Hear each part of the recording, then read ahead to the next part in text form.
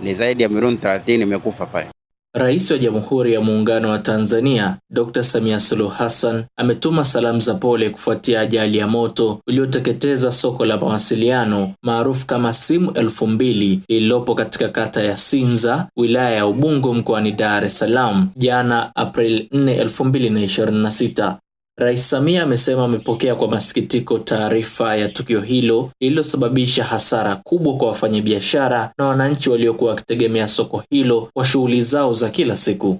Katika salamu zake, Rais Samia ametoa pole kwa wafanyabiashara wote waliopoteza mali zao pamoja na wananchi wote walioathirika kwa namna mbalimbali kutokana na ajali hiyo. Amesema serikali iko pamoja na waathirika katika kipindi hiki kigumu, huku akisisitiza umuhimu wa mshikamano na faraja kwa wale waliokumbwa na madhara ya tukio hilo.